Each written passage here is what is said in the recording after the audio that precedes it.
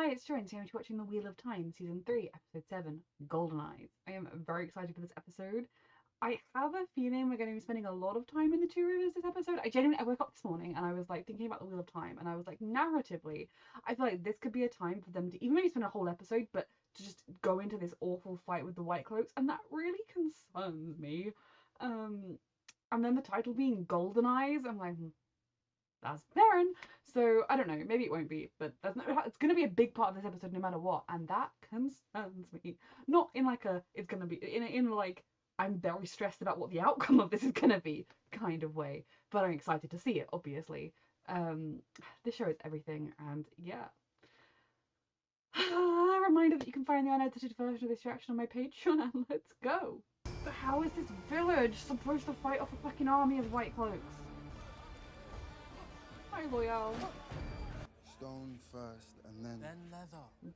We know. Lord Perrin taught us well. don't call me that. Of course, Lord Goldeneyes. Trollocs, oh fucking hell. Of course, the fucking Trolloc army came through as well, because problems weren't bad enough. It's not Trollocs. It's not Trollocs. It's alright, you can come in. Happy to see them. They're not going to be much use in this fight. Our fires are open to you as long as you need them. But And yes, our walls. you're always welcome. Aaron, Elo. Oh! It's actually Arthur Athanan. Trollocs. Of course. Last night. Oh, fuck, it's recent. I hope she was crying because she was happy to see Perrin, not that she was crying because she was grieving. But also, I know someone who can teach you the song. I know him. He's nowhere near here, but I know someone who can teach you the song. I know the song. The song, I heard the song. I can't remember the song, but I know someone who does. To stay with us. If we had, he'd probably be dead right now. Like grandfather. Oh. The way of the leaf has never been easy. I imagine every generation in Tuathanan must have people who see the violence around them and just cannot cope with the fact that their response to it is to be slaughtered.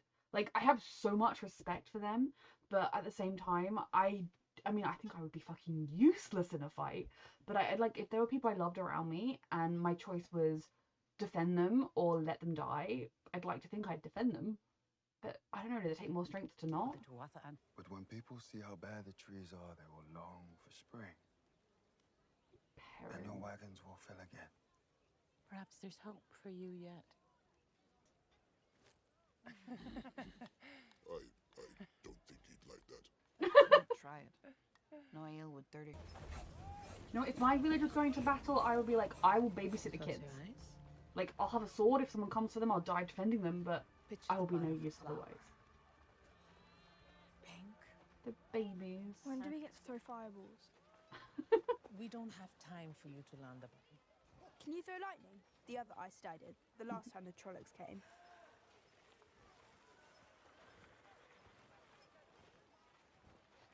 I mean, I feel like focusing on this is keeping these little babies from focusing on the fact that their mother is dead.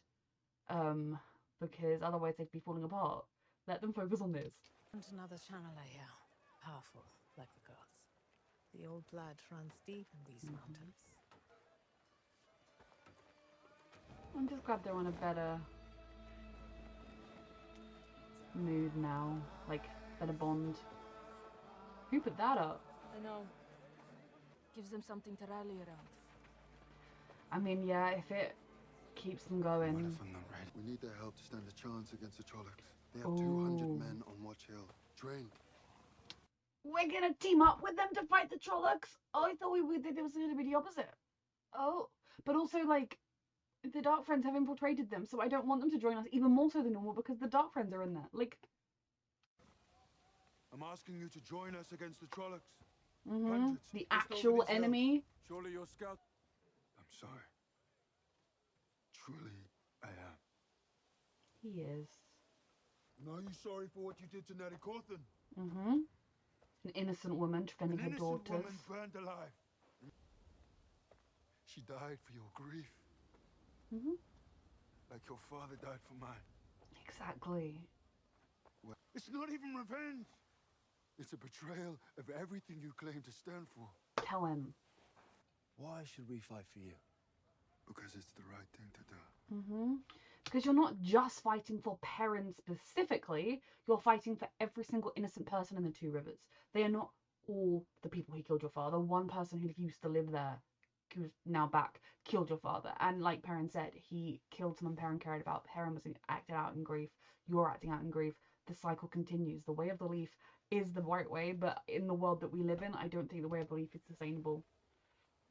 Personally. My men's lives on an empty promise. Perrin has more honor than you've ever Trollocs had. don't finish you.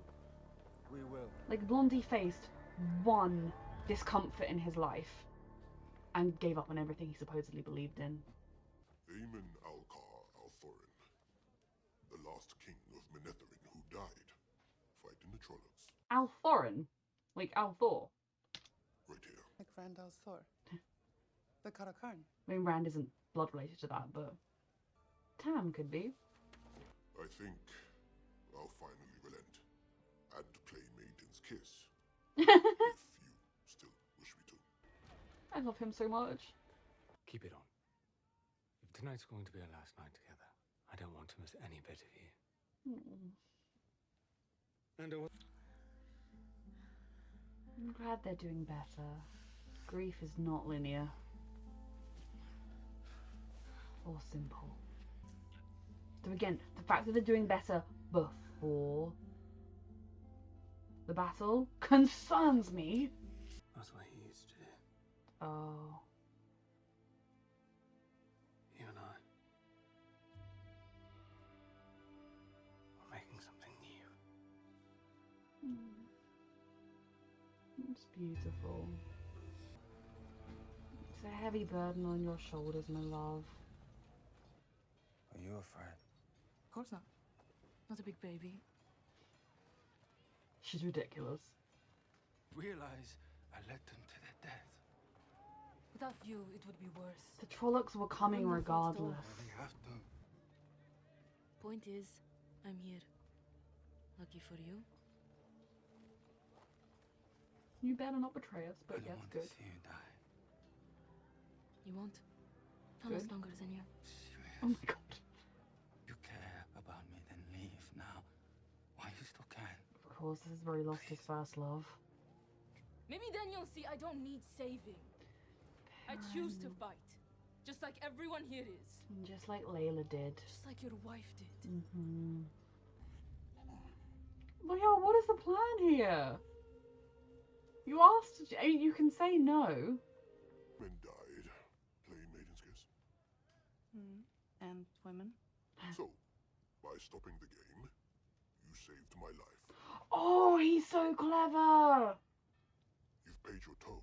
Oh, I love him so much. He's a genius. He's like, now they're not beholden to him. They won't stay here and risk everything for him. They won't risk themselves in the battle for him. Oh, I love him so much. Free to leave.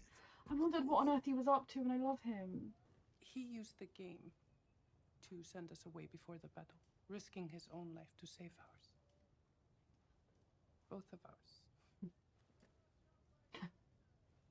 We owe you toe. Jihad's toll is paid. But now I owe you, toe builder. And I go where she goes. I love this so much. They're ridiculous. I love him though. That was brilliant. Why didn't Matt come home with you?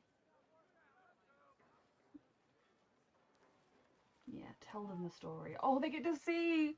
The Horn of Valais. Your brother? Louis. He's a hero now. It looks like a sheep's bladder, but it sounds like one too. Sisters. That'll be song you two could write the first. What, like Matt the bladder blower? Sheep eater. Oh, light protect these babies. I don't know why you called us here.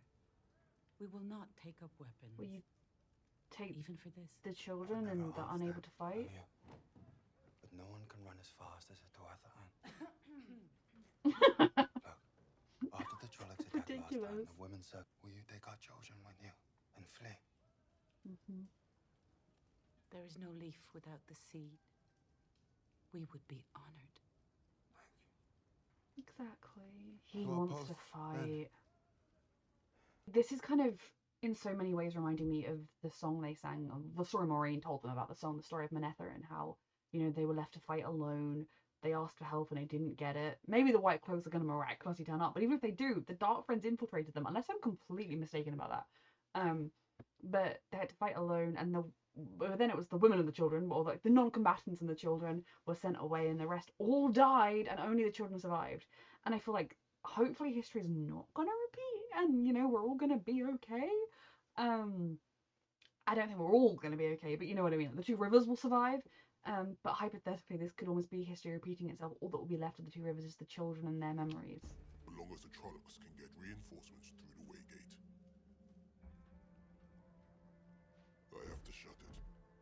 For good. Oh my god. Alright. But once you shut it, don't come back. Go home to a steading, heal yourself. Any more fighters won't make a difference tonight. But one book might. No. If we fall.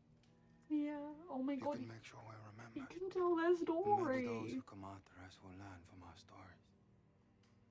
He's And saving their when the lives. shadow comes for them, they'll win. Oh my god, Perrin. Take care, Loial. Son of Arendt, son of Helen. Your name sings in my ears. I hate how much of a goodbye this feels I like. swear. Lord Perrin, Goldeneyes. Don't call me that. I feel like you've earned that title more than any other fucking lord born into it. Do you know how like stressed I am? Because it's incredibly stressed. Like my brain is like, this could be a goodbye story for Perrin, and like it's not going to be because I say so. I don't know the Trollocs have anything better to do. How many of these are gonna die? Brave, good people. We walk the footsteps of a father. I was literally about to say singing the song right now would be everything. Our mothers, they bought the land. It was going through my head.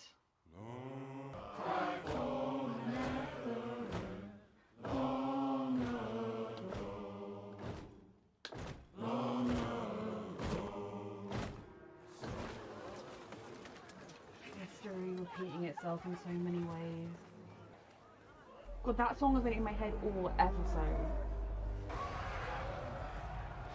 We need to get these Trollocs some hobbies. Dark Friends as well. Oh.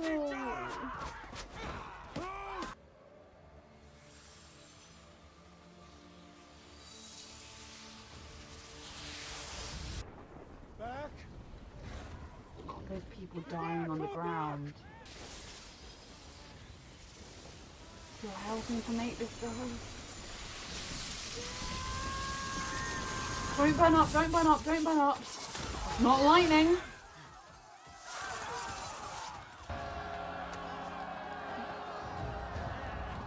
It's not over. But that was brilliant. It's not over yet. And that took a lot out of her. That was way better than lightning. And drink. Tactical retreat. By Trollocs. Something's off. It's not just The Trollocs. discipline. This isn't how Trollocs fight. It's like someone's controlling them. Alana, behind you! Woo! Oh my god, instinct. You're wonderful. She's not dead, Maxim, okay? She's not dead. She's with those two brilliant babies. We need to run. We're not soldiers. You're all your families have, all you have. Soldiers don't win battles. What wins battles is being too dumb to know when you're beaten. From the other side. What if there's an army of Trollocs on the other side? The weave of healing. Just take the arrow out, don't we? I mean, they're a lot more stressed right now. Trying. So taking the arrow out, she dies faster, but you know. What's happening? It's not working. It's okay. You've done so much. You've done so well. I'm so proud of you. I'm so sorry. Open the gate! I don't trust this. I don't trust this for a second. Valder is one of the White Cloaks. Not Val. I mean, I don't trust Valder, but Whistleman. There's no way it would be abandoned. Yeah. He's with you? Fate is open! Close the gates! Hold these gates! Yep, I knew this, obviously, because we saw him last episode.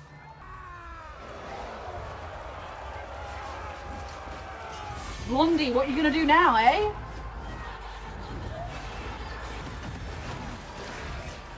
And the White Cloaks aren't all evil. I think the two of us are better have run with the children by now. We can find them afterwards when everything is okay. I didn't know about fate! You shut up! To focus on your hatred of parents, Blondie. Go now! Women circle! Hold the line! They're all so brave. He wants to fight. But they need you to go with them, okay? I mean, I think that he's good and I think he's definitely tempted. We've seen that. I do wonder if during this they come upon an enemy whether he might fight. Or then maybe he's going to stay true to the way I believe him down him too much. I wouldn't blame him if he didn't stay true to it, I mean. Oh my god, oh my god, oh my god! The army is coming! Oh, he's gonna get stuck on this side if it closes, isn't he? Oh.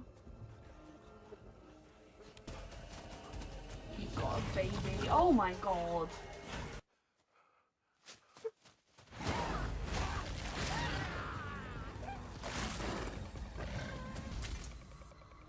Oh. I don't blame him if he does it.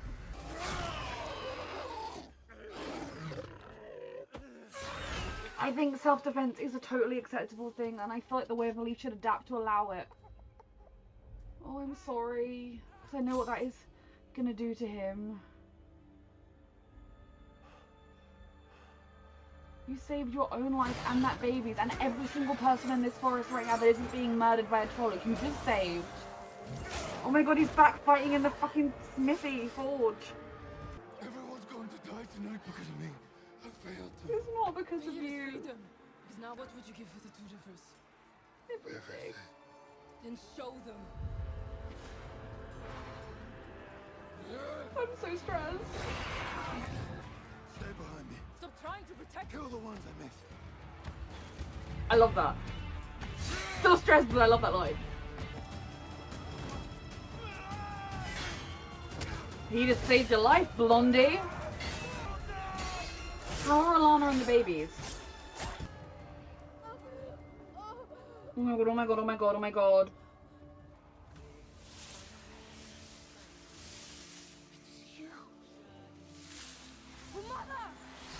Oh, I'm sorry you have to go through this, babies. He fucking deserves to burn to death, a piece of shit, after all the women he's burned to death, including their mother. I hate that they've had their innocence taken so young, but no regret. Please kill this whistling bitch now. Notice that Padden Fane is not involved in the actual fight. He's very much at the back, killing people who can't defend themselves. Oh, you scared now, you little bitch?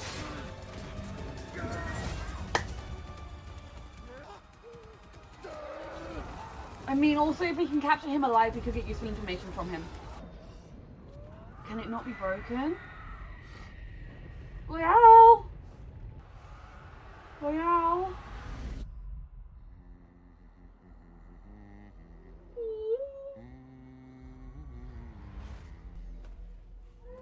I'm not going to be able to hear this song without crying now, when I rewatch the first episode.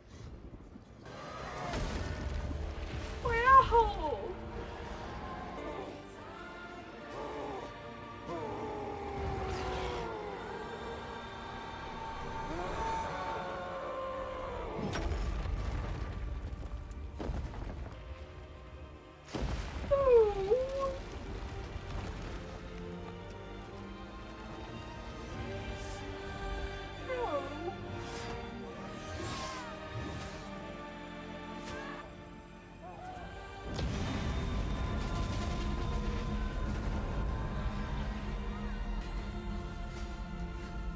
Loial did it!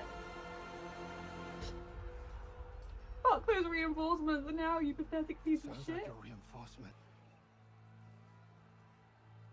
Then why do you smell so afraid? Can't even think about Loial right now. I'll make you one. Call them off. You want to live? We're not gonna let them. There's only one way you can. The way I need this man dead or in prison.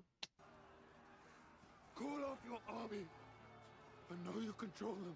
He'll face punishment, won't he, if he does that? And never come back. I mean, he's loyal to the Dark One. He doesn't have a choice, For does he? nothing.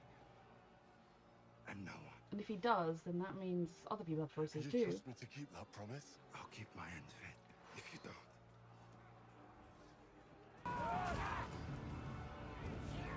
Not so much tonight, but they did it.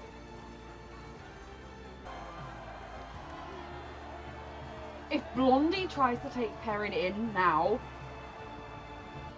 you did it, Perrin. You saved everyone. Because also, I think he showed you that, like, violence is obviously never the right answer, or, like, you know, ideally never the right answer, but sometimes you can't avoid it. But in this circumstance, if he was the person he feared he was after he accidentally killed Layla, he would have just killed Padam Fane the minute he saw him. He'd have been like, revenge, ha, dead. But instead, he used his brain and he saved everybody's lives. Like, maybe they would have managed to win the day eventually, but at what cost? Like, he saved everyone's lives by not just being blind rage, giving into it. Like, everything he's ever been afraid of with himself when it comes to violence, when he has to act with it, he's not that person. And this, I always knew he wasn't, but this proves it.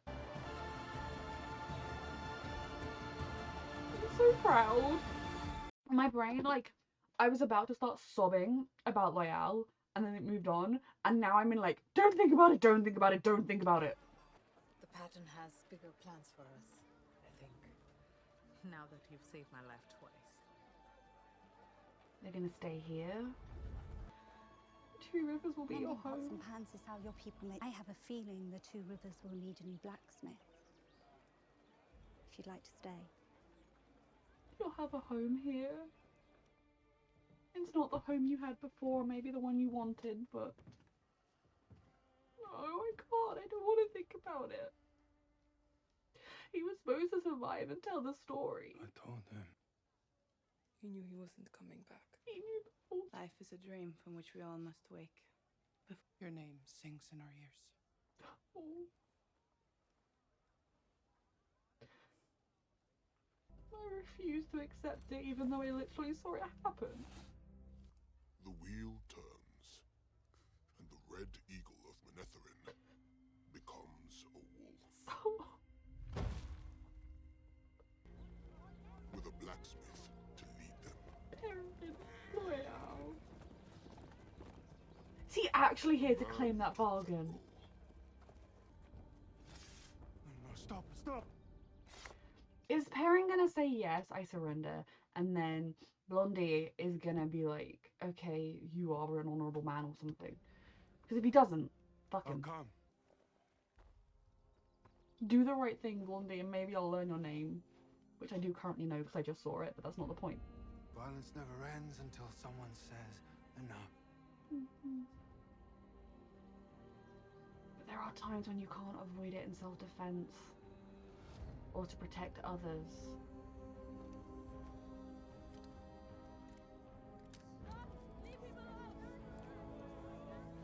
Man of honor. Perrin! A man who and protected those he could. Perrin! My friend.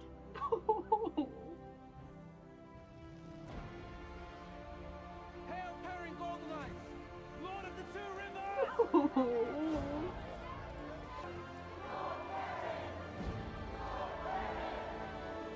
Lord Perrin.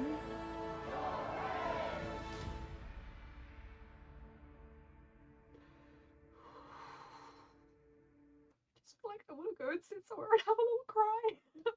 Well, I have a review to film. I don't even know where to start. Okay, I'll start with Loial, because then we can move past it. And I can go to the denial land where he ended up in a setting and he's happy. But you know, it was his choice and I respect him. His character has been a delight from the moment he walked up on Rand in that when Rand was looking at those books about the now I know about the Dragon Reborn prophecy. Loial has been an utter delight every time. He steals every scene. He just is as loyal as his name. He is funny and good and true and deserved so much better. He deserved a long life, but at the same time, you could see in his eyes that he knew what he was doing. He made that sacrifice willingly. He knew the only way he'd be destroying that Waygate would likely lead to his death, because even if he'd managed to, what was stressing me out once my brain caught up with the plan, was that once he was inside destroying the gate, he'd be trapped with the reinforcements. Unless the reinforcements hadn't left wherever they were, he'd be fucking trapped. And like, so even if he had only destroyed the gate, the Trollocs would have, and the Dark Friends would have got him because they outnumbered him. But he didn't even give them that satisfaction. He destroyed their chance of getting through and being reinforcements, and he didn't give them the satisfaction of taking his life. It was his choice and his sacrifice, and it was really beautiful. And I love his brain and how he tried to protect the Aiel because he didn't want them to die for him. And I love the way they then outsmarted him. Like, I'm gonna miss him so much.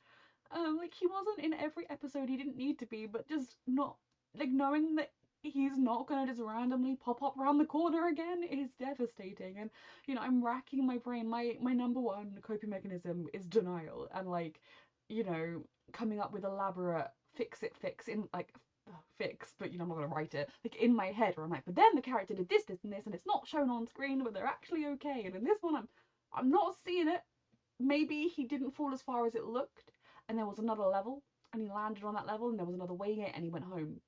Denial, okay? Maybe if I'm crying too much later, that's what I can focus on. But it was his choice and his sacrifice, and he knew what it was going to take every step of that way, and he did it anyway. A true hero, even though he didn't have to be. It didn't have to be his fight, but he did it anyway. I'm going to miss him so much. And then the Tuathanan. Let's not think about the. I don't want to cry. The Tuathanan. All episode, it was really clear that is it Arum or Arun? I'm sorry if I'm saying it wrong. You could see in his eyes that same thing that was in the eyes of the boys in the flashback, and I mean the Ruidian flashback, of watching your people suffer and die and not doing anything. I actually was wondering at multiple points if he was going to stay, if during the fight Perrin was going to turn around and just find him there fighting.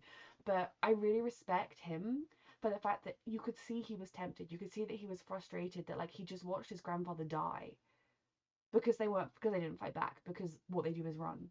And I respect the way of belief, and I always want to make that clear. Like, I actually think it takes a lot of strength, maybe a lot more strength than I have. I am not a violent person. I would jokingly be like, punch that person off a cliff, punch him in the face. But again, I don't actually support any violence. And, you know, one punch can kill. So in real life, please don't go around punching people. So, like, the way of the leaf is amazing. But if someone is coming at you and there's a knife at your side, standing there and being like, okay, kill me, I think is wrong. I think you should defend yourself. I don't think you should see a person and go, I fucking hate them, and go and stab them. That is wrong, no matter who they are and what they've done. But yeah, so in the way it happened, I have so much respect for Aram in the sense that you could see he was tempted from the beginning of the episode. But then when it came down to it, it was his life and the baby's life that he was carrying. He just watched that Trolloc kill a member of the Tuathanan, and if it had killed him and the baby, it would have turned around and continued to hunt the rest of them down. Every single person in that forest would have died as a result of this one Trolloc, because none of them would have been capable of fighting back, would have fought back even if they could. He saved so many lives, and in doing so, he lost a little bit of his soul, a little bit of his innocence, and his place among his family. You know, we didn't see his grandmother speak to him. I don't know whether she outright did the whole like, I don't have you turn my back on you, like I had a grandson who looked a lot like you type thing, but like he lost his place with them. but I still think he did the right thing in the moment, even though it went against everything. And it is absolutely heartbreaking. And then I think about the grandmother and how strong her conviction in the Way of the Leaf is, because I think if that was me, and I'd lost my daughter, but managed to stay strong to the Way of the Leaf, and then my husband died, and then my grandson is right there, literally right there, going through something, and I could go and sit next to him and help him through it, but my spiritual beliefs tell me I can't. I'd be like, fuck my beliefs, my grandson needs me. So she is incredibly strong, and I also remember her way of saying that she stayed to the Way of the Leaf. She didn't go away from it and seek revenge because she's trying to make the world a better place for her daughter. But what must it be like to then see her daughter's child do that? It's so complicated, and we can sit here and be like, the Way of the Leaf is stupid, and there are elements of it that I don't understand. Like I respect, but I personally am like, I would want someone I love to defend themselves and not just die. I would much rather them have killed a Trolloc than me be burying them and moving on. But I also respect people whose beliefs are that strong that they're able to stay to them. And of course, I knew the Two Rivers would offer him a home. And I love that it was Egwene's mother, that she was able to sort of see this boy in need. And we know she's a good person. She raised a wonderful daughter. How could she not be? But I also feel like there's that little part of her that hopes there are people out there doing the same for Egwene. Yeah, very emotional all around. The callbacks to Manetheren, I mean, like, I referenced it, how similar it felt, them saying send the children and those who can't fight to safety. We're going to do this last stand against impossible odds. It was reminding me so strongly of what once happened here. And in that moment, I was like, Perrin's probably going to give a speech, but I was literally thinking the song would be perfect right now. And as I was about to open my mouth and say, if he sang that, like, this speech is great, but if he sang the song, it would be perfect. Out it came. I'm very sorry for singing along. I don't know if any of that is in the edit. Depends how loud I was. But absolutely spine-chillingly beautiful moment. And then when Loial started humming it, okay, I'm gonna be watching episode 2, and that's gonna happen. And now I'm gonna and if I'm watching it with someone who's never seen the show before, they're gonna be like, my god, you're attached to Manetheren. Is there a show about it I don't know about? I'm like, obviously that's why. Absolutely beautiful, and it's just 10 out of 10 in all aspects. The fight itself, brutal, bloody, terrifying, visceral, hopeless but hopeful at the same time, inspiring. I'm glad that they didn't just have the villagers be like, woo, we're gonna do this, we're brave, we're fine. That they had that moment of, we can't do it, we don't have the Aes Sedai, oh my god, we can't do it. Because of course they're human and they're not soldiers. And then for Maxim to inspire them again, even though he is feeling Alana's pain, he's thinking, I'm gonna lose her like I lost Ivan, I'm gonna lose everything. Like, he still was able to stay strong for them, and just, I love them all so much. That moment when that spear, I think it was a spear, hit Alana, I was concerned she was dead. I was like, nope, denial land, the girls will fix her. But I was concerned she was dead because Perrin and Maxim did not do anything. Alana and Maxim, they made up. Now, their healing moved to a place where they were letting each other in. They were being vulnerable with each other. They were exploring and they were trying new things. They were healing. And I was like, when that happens before a battle, it's bad news. But I should have known that the bad news was actually Loial playing Maiden's Kiss. Even though that was his scheme to try and get them to use their toe or regain their toe.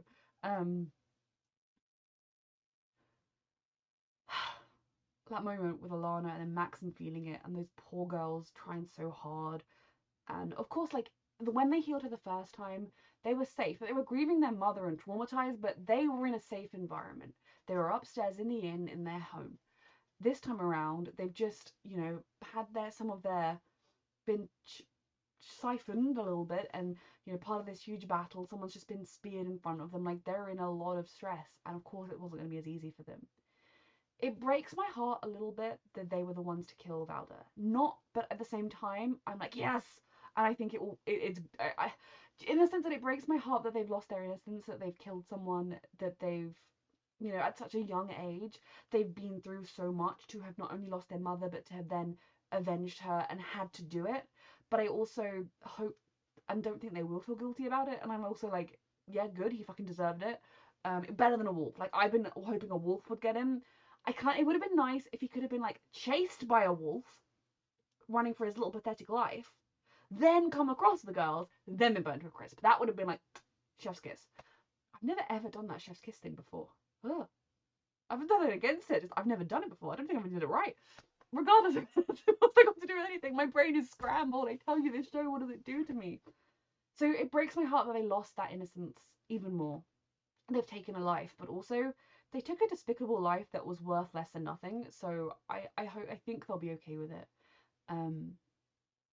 I loved the moment where Perrin finally showed them the picture of Matt, and you know, I think there was that they had a moment of being like, oh, so he's okay and he's doing okay, and like, you know, maybe we're sad that he didn't come back, but he's not come back for a reason. He's like doing things. It's not like he hasn't come back because he doesn't care. Then they immediately became little sisters, bratty little sisters, and it was beautiful. 10 out of 10. I loved it.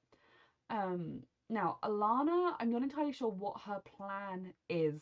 Obviously she wants to make an army here. The dragon's going to need an army, so she's building an army. Is she just going to stay in the Two Rivers and keep building them up as an army, keep training the girls herself? Because it's fine, I'm okay with that. And you know, hypothetically, in a world where we then manage to defeat the Dark One, the girls could go to the tower if they wanted to. But yeah, I'm excited and stressed. The fight was intense. And then we have Perrin. Now, Perrin and Fail, I do really enjoy them. I think my favourite moment of theirs so far has been him saying, get behind me, and her being like, for God's sake, will you stop? Well, she didn't say for God's sake, but like, stop trying to defend me, it's so stupid, and I can fight. And he goes, no, you need to take the ones that I miss. Fantastic! And she had his back perfectly, like, they were a brilliant duo. I do trust her. You know, there's still that part of me that's like, anybody that's new, I think she's passed the test, but I will not lie, there's still going to be that 5% of me that's like, this could be the long game. But like, I don't think it is. This feels more like they are setting up Perrin's love interest rather than they're establishing a dark betrayal down the line. But you know what, with this show, I trust no one. But I do enjoy her, and I think she is perfect for Perrin. Like, they're very different, but they also have similarities. She really sees who he is and how he struggles, but she's able to... I can't think of the phrasing right now. Like, she's able to push him when he needs to be pushed. And maybe sometimes she's going to push him a little more than is right, but like, she's a good dynamic for him. And I'm just really happy for him that he's in this place in his life and his healing where he is able to form this connection. And of course he was freaking terrified he was going to lose it all over again. And fighting alongside her in the forge, just, I really hope he's healing, because he freaking, I mean, I know he is, but I hope it was healing for him in a way. And the whole Lord Perrin Goldeneyes, it's so beautiful because, you know, in the real world, fuck the monarchy, fuck the aristocracy, abolish the lot of them. What the fuck do we have titles for? Because their ancestors hit someone else on the head with a stick one time. What is the point of it? In fantasy, it's rich, brilliant storytelling, and I love it.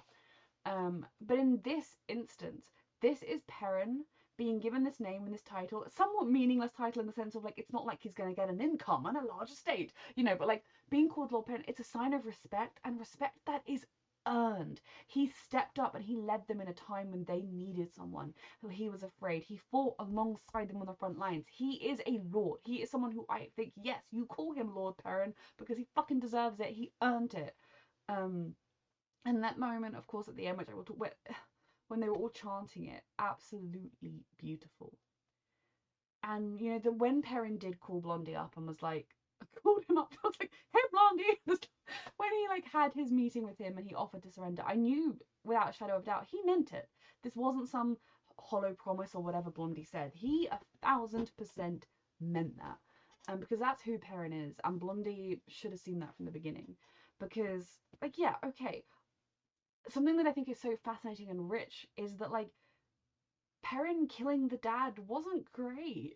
They were technically fighting on the same side. Now, they weren't in a specific moment because of bitchface Valda coming in, who is now some toasty ashes. But they weren't, like... But in the grand scheme of things, they were on the same side. all he saw was one of his men being attacked by a wolf.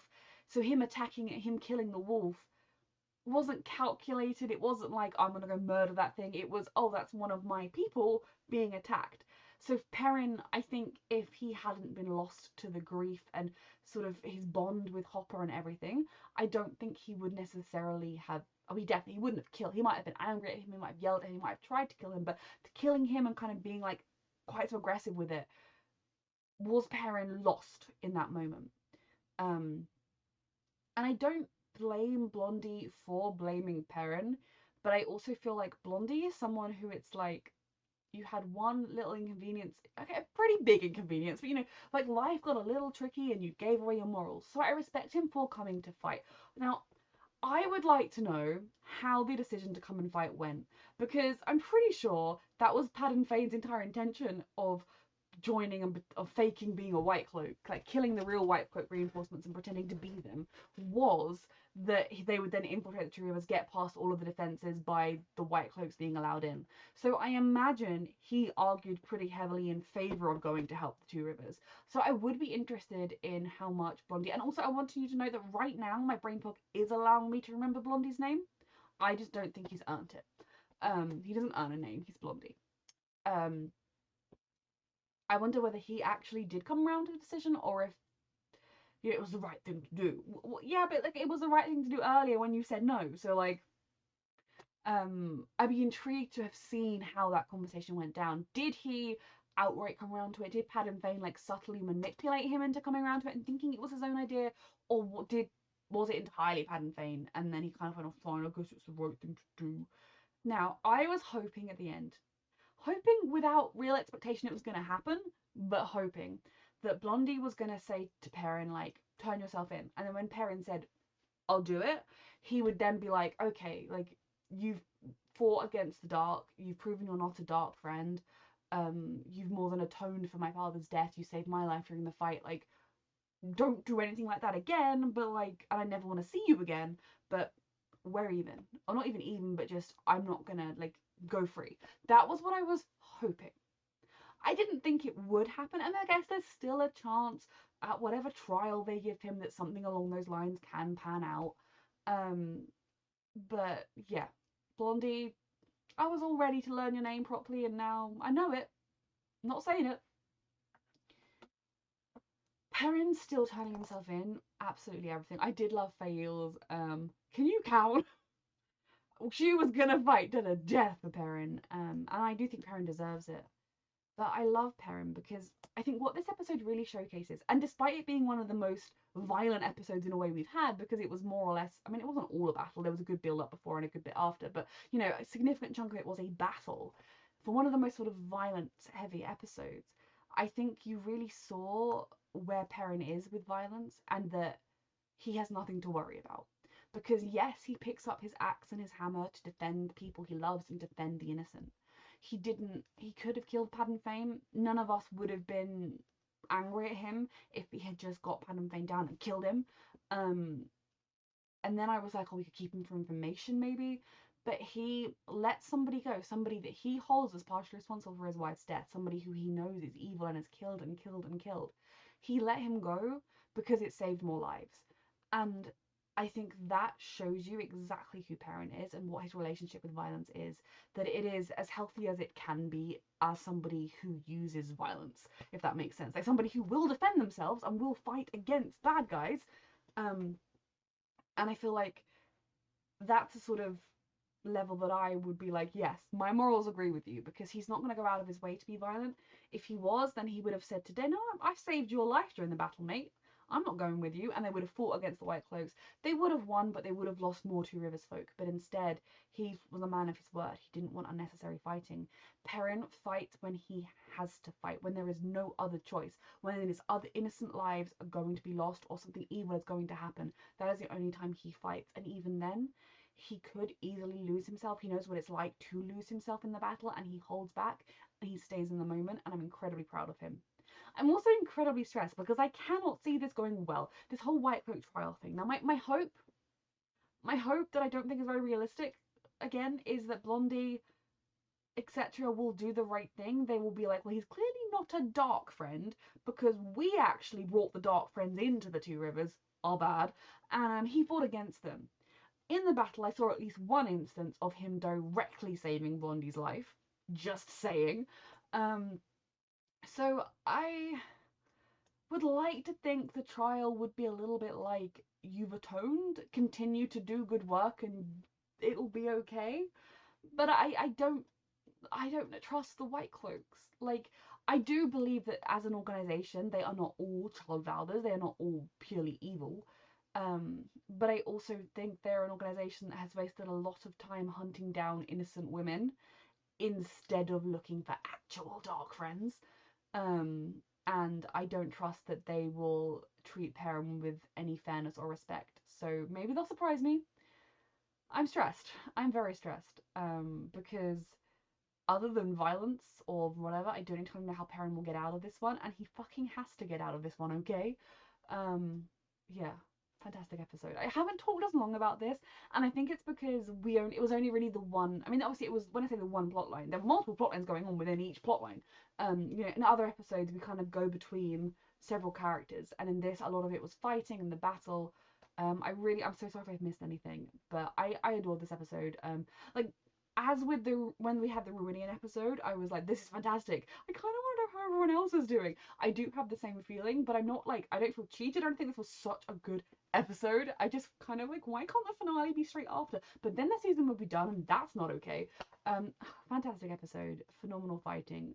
So freaking relieved and so proud of Perrin, because without Perrin, none of this would have been possible. The Two Rivers would have been wiped out as a fucking message to the dragon. Just get over yourself, Dark One. Fantastic episode. I can't say I loved every second of it because Loial, but it was fantastic television, and I actually kind of feel like I just want to go and have a little cry right now. So yeah, fantastic episode. A reminder that you can find the unedited version of this reaction on my Patreon, and thank you so much for watching.